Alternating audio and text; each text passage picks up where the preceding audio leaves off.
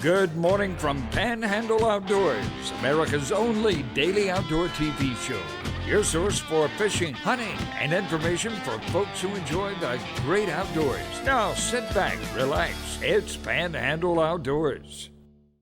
Good morning, folks. Welcome to Panhandle Outdoors on Winston Chester. I'm glad you're here this Wednesday morning. The big news is we got that full moon coming tomorrow night. It's going to be pretty big tonight. It's going to be a glorious May full moon, and we talked about how special it is. So go ahead and get out.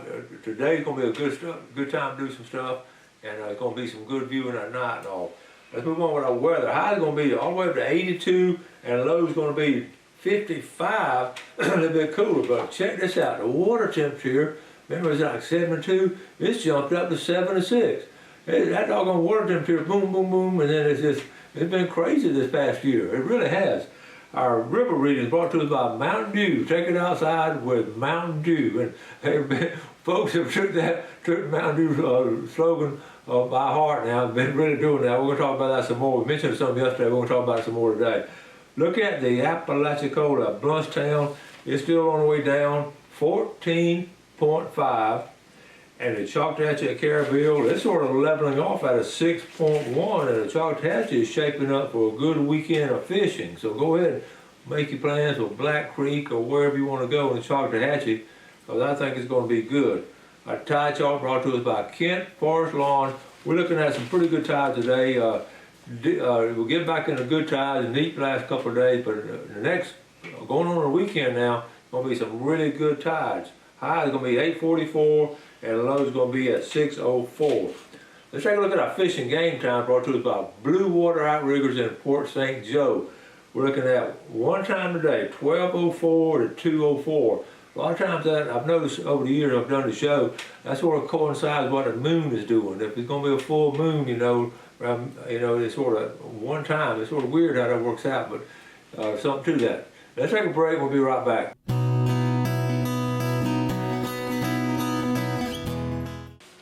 Welcome back. Glad you're with us. When I say that, I'm not just saying it to be nice and all. I'm really glad you watch Panhandle Outdoors. I appreciate your viewership. We were talking yesterday about the crowds and all. I just want to sort of finish it up on what we started. Huge crowds this past weekend. Phenomenal was the word I used. All I want to say now, this is sort of a preview of what we have in the future.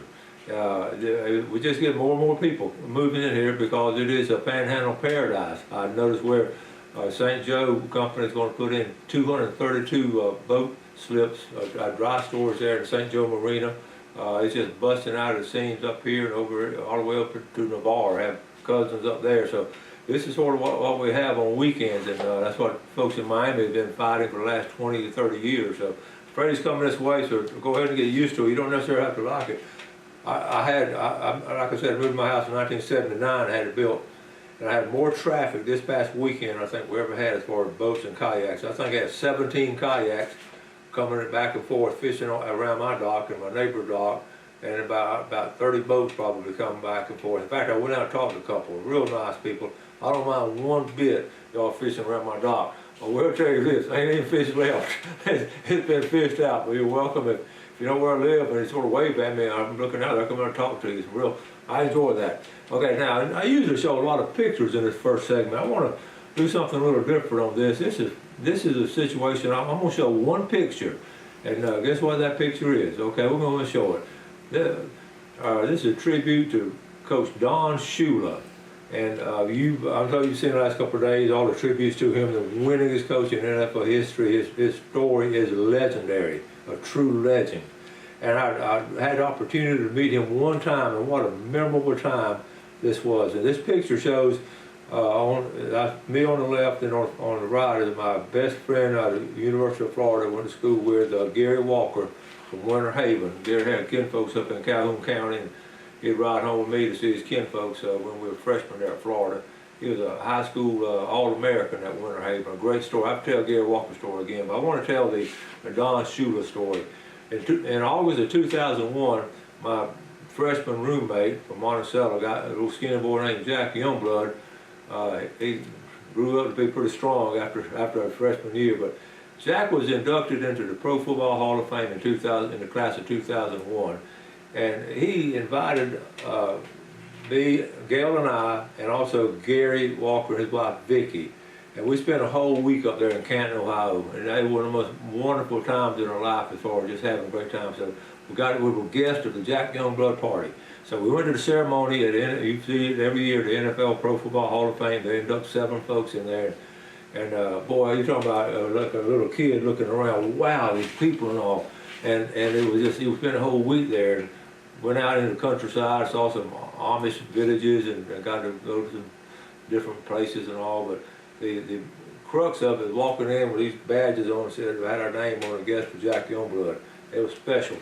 But we had a ceremony that afternoon. I looked around and saw everybody. But that night, the Canton Country Club, each year they will host a reception for the inductees and their guests. And this is a very nice, like you see in a movie set kind of induction, huge white tent and tables and tablecloths and everything. And it was just, and man, he's sitting there looking around. Well, I was, I'm looking. A lot of the former inductees would come in honor of the inductees that were being inducted that weekend. So, and we were sitting there at a table, and Gary looked around. Hey, that's so and so. Hey, that's so and so. And Jack said, "Y'all want to meet some of these people?" So Jack took us over there. One of the first guys I wanted to meet was Don Shula. He was, because of just the kind of guy he was, and I just wanted to meet Don. Jack, you know Don Shula? Yeah, come on, let's meet him. So go over there, and he introduced us, and he stood there, and to his left was a guy named Arizonka, remember him? And what about over here to the right, a guy named Lynn Swan. Those ring a bell? And we were standing there, just standing there talking. You normally say, well, shake hands, and then nice to meet you, and move on. But folks, he started talking to Gary and I, sort of the 3 of us, and the people having conversations. And he just was really interested in us, and he said, hey, good to see y'all. I said, oh, tell me what you guys do. And Gary was insurance, had an insurance company, and I told him I was a high school coach. And man, when I said that, his eyes just lit up. He said, "Are you serious?" He said, "That's wonderful, Coach." He said, "You look around under this tent, everybody in this tent, talking about all these inductees, everybody in this tent remembers their high school coach." And I just want to tell you, thank you, Coach. This is Don Shula. I mean, I was just floored, and he was. And we talked a little bit longer, and he was just. He wasn't one trying to brush us off. And we just stood there and talked, the 3 of us. And what a memorable time that was. I just want to share that picture. We posed for the picture. Well, Gail and Vicky, we'll make sure that picture, Gail and Vicky also got a pose with him. They thought he was something else.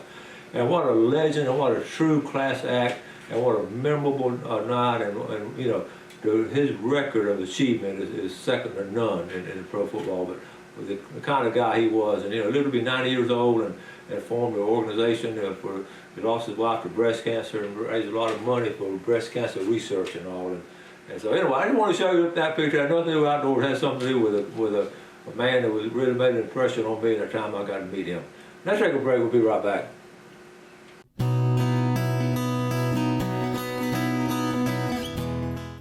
Welcome back. Let's move on to some. One of the things the other day I mentioned about advertising, being a sponsor on Panhandle Outdoors, and I had someone that watched the show every day took us up on that. I want to welcome Wilbur Miller to the Panhandle Outdoors team of Miller Fence Company. Now, Wilbur has been in fencing a long time, retired state trooper, and we know the story. We'll get him come on the show when we can get sort of back to Studio A. And I sort of like Studio B. It's sort of comfortable too. But anyway, Wilbur, we're glad to have him on board, and he's going to be with us, and he's a great outdoorsman. He's always sending pictures of fish and deer and all that, so welcome aboard, Wilbur. Now let's, speaking of sponsors, when the stores open back up Monday, I got up Monday morning, and first place I went to about 10 o'clock over in St. Andrew, and went to Sunjammers. I wanted to go check on Brad and Ron, and because they were so excited to get back to work, and everybody's been sort of keeping low down like we talked about. But anyway, walked in and kept our social distances, and had a great talk. I went into my camera. I got a little 5 or 6 minute video. I was just talking to Brad.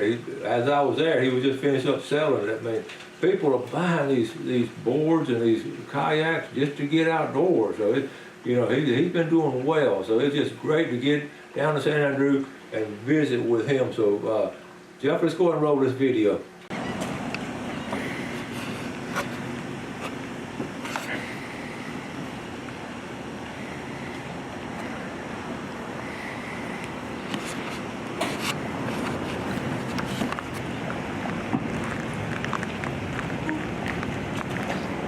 Brad, what you got?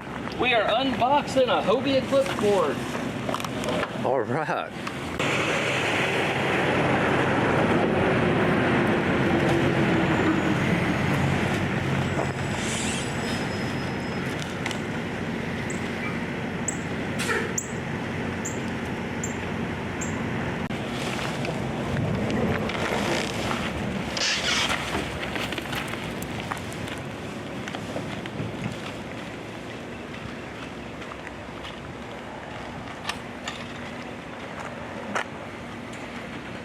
Pretty, ain't she? That is beautiful.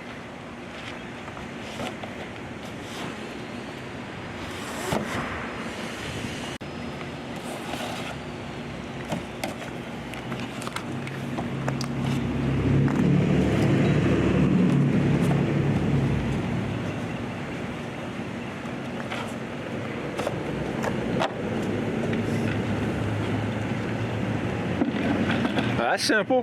Very simple. Hobie paddle boards, kayaks, and flip boards are simple and very well packaged.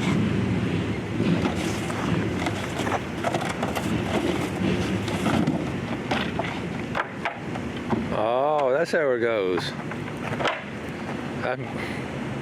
Look at that. So you're up and down on that. And you stand on this and off you go. What great exercise. We don't like to use that word exercise. Oh. Great fun. It's fun and you're exercising. Yes. That's better. What great fun.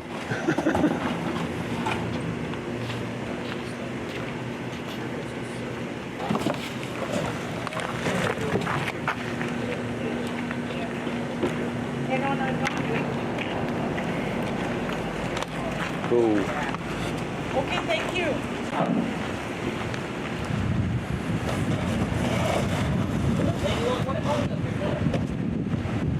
That's it?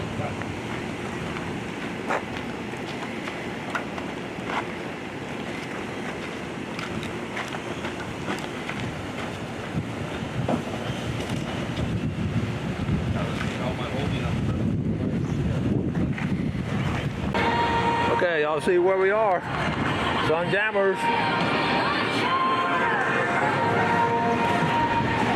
The first day back at Sun Jammers. I see Lakin back there, who just caught 3 pompano over the weekend, but we'll get to that later. Yes. We got it. Brad, are you? What's up? Hey, everybody. You We're excited? here. We live. We survived. We're going to be back. Well, how was it? It was busy for us. We did, so we shift our business model from you coming in and doing everything to deliveries, which worked out okay. But we missed just seeing everybody get busy. They were just quick drop-offs. All of our sales the last 30 days felt like transactions, and I don't like transactions. We like relationships. So we're really excited to get back. You know, our second customer of the day bought a Hobie Eclipse board. They had a winter home down here, or summer home. I don't know which it is, from Canada. I would assume it's their winter home down here. But I really have no idea. But we got to talk to them. We know their stories. We joked about them. We made fun of each other, and that's what we like. So we're excited to get back to relationships and away from transactions. Oh, that's great. And now, this is the month of May. So what are we looking forward to this month of May? Month of May is it's kind of our last push to get everybody in kayaks for the season. Ironically, June and July are 2 of our slowest months for kayak sales, because most everybody already has their kayaks for the year. And this year in particularly, don't wait to the last minute. Hobie hasn't shipped a kayak in almost 90 days out of their factory. They're in California. So they are 90 days behind on production and 90 days behind on shipping. We may not get any more Hobie kayaks until 2021 season, which is September. Whoa. So I just tell everybody, don't wait, don't wait, don't wait. If you have a need, we need to satisfy that need right now, or you can be 6 or 8 months to get it taken care of. Okay, coming up this weekend is Mother's Day. Yes. What's going on with Mother's Day? Today we have a bunch of Yeti product over here. We got a bunch of Coral Yeti left in stock. We have more Yeti on the way, and then of course the trendy side next door, Miss Lakin. Guys, come in and see Miss Lakin. She will help you get what you need for your wife. We have an easy return policy on the boutique. If she doesn't like it, she can come in and swap it out. If it's the wrong size, you blame Lakin, so you don't even have to take the fall for that. Lakin's gonna take the blame for all of that stuff for you. So we're here to take care of you. Well, okay. All right, Lakin. You hear what he said about you? You're totally responsible for all of getting the right sizes and everything. Right. I'll make sure it happens. You have a good time off now? I'm glad to be back. Glad to be back at work. So yesterday, Ron's last day of social isolation, he paddled in the Gulf for almost 8 miles, total 8-mile kayak trip. Most of it was in the Gulf, and we all use this downtime to reconnect with nature, get back outdoors, and it's a promise we're making to y'all, the loyal viewers of Panhandle Outdoors. We're not going to stop. We were working way too much beforehand, like all of us. We're going to make a commitment to stay outdoors more so than we ever have. I'm going to be tanner than I've ever been, and I'm going to put more miles under my kayak and my paddleboard and our power boat this year than we did in 2019. That's a great idea. Ron, did you have a good time out there? It was incredible. It really was, and there was lots of people out enjoying the water. Yes. And Lakin, 3 Pompano. Right, 3 Pompano. Okay, listen, what did you catch them on? Frozen shrimp. Frozen shrimp. How about that? That's what they all say. I don't believe her. Now, I promise. Lakin, was because of the outdoor ed class that you took and you were able to do all this? Right. Okay, all right. All right, well, listen, we're going to show this week, and everybody's excited that y'all are back open and they're going to be down here. So good to see y'all again. Thanks for coming. Yeah. We want to start off this segment talking about the state parks, and the governor has graciously opened up the state parks, and in the Panhandle area right in here, we have Camp Helen open, and we're tickled about that, and we want to take advantage of it if you can. Keep your social distances. That is some great fishing. You got to walk a little ways, but I wish they would go ahead and when I knew they were going to open them, I was surely hoping St. Andrews State Park would be on there. And the main thing, and I still want to, I may call the governor later on today and see if he'll talk to him, because I want to encourage him to open up St. Andrews State Park. And I know they don't want people spread out, but just open it up with a boat ramp. And we're not just talking about how much we need a boat ramp, and they have staff, paid staff is there. So go ahead and have somebody be at the gate and have somebody boat ramp, and just tell people it's a boat launch only. You got to have a boat with you, and go down there and just launch your boat, park there, and don't get anywhere else on the state park. But use that boat ramp. That is a great boat ramp. We've used it before, and I'm just tickled to have it. So if a governor will take my call, maybe some of y'all know a little bit better than I do, you can call him and see if he'll go ahead and open it up. The state park people have good intentions. Sometimes everybody's hand gets tied with regulations. Real grateful for Camp Helen. Let's go ahead and open up really any state park with a boat ramp. St. Joe's State, same thing with St. Joe's State Park. Open it up just for the boat ramp. Now, that's got limited parking. We're going to go down this weekend. I'm going to check it out. Well, I can't. I won't let us in there, and I can't fly my drone over it. All right, let's move on. I was flounder gigging the other night with Chris Carroll, the Carroll family, Chris, Jeff, Aubrey, and all those, the Carroll clan, and we didn't have a lot of luck that night. We had a wonderful time. It's just wonderful to get out on the water. But when he started talking, he said, "Coach, Dad was telling me about seeing they might be thinking about getting rid of flounder gigging." I said, "What?" He said, "Yeah, I saw it in Florida Sportsman." I said, "Well, when I get home," and I got home at 2 o'clock in the morning, so I picked up I went and found my Florida Sportsman right here and opened it up, and sure enough, here's the article: "Flounder facing multi-pronged problem." Okay, I don't like this. The Florida Sportsman. First, I've always liked that magazine. It's been good. It's always get good information and all. But at times, you know, they can start a movement. Sometimes they don't agree with us. A lot of keep this in mind too as I start talking about this. Those South Florida people, they ain't like us Florida Panhandle people. Okay, they a lot of comments here from South Florida guys and everything. They want to just cut out everything. You know, there's no more gigging, all that. I read it. I'm not going to read the whole article. I would encourage you to read it. This is it right here. Go online and read it if you can. We have got to get prepared and get ready to go to FWC meetings and talk about this. Here's some notes. This is some research notes now. Blair Wickstrom wrote the article. His dad started Florida Sportsman. I've liked the Wickstrom family. They've had dedicated their life to Florida Sportsman. But anyway, here are the facts. From 2011 to 2018 on the flounder study they did, there's been a 42% decrease in the flounder population. That's a pretty big decrease. So they have all kind of ideas what to do, and some of these going to pass. I know. One of them is going to be limited. The limit's been 10. They're going to maybe cut it down to 5. You know, they did have sheephead and speckled trout. Flounder's going to be next. I see where that's going. They're 12 inches minimum. They say that's too low. They maybe want to make the minimum size a little bit bigger. And then the third thing that these South Florida folks started talking about, outlaw gigging. Make it, okay? Now you have two kind of giggles. You have commercial and you have recreational. We fall in recreational. Now Alabama, now here's the thing about it. Florida, the commercial guys, they have no limit. They can gig all night long if they want to. In Alabama, they have a limit. I wrote it down here. They can gig 40 a night, okay, in Alabama. Now the commercial guys used to bring in on average 400 pounds a night. Now they're bringing in about 200 pounds a night. So these are all of the facts and all. And here's what's going to happen. You need to go ahead and get a hold of FWC, because I guarantee you that this is going to be on the table.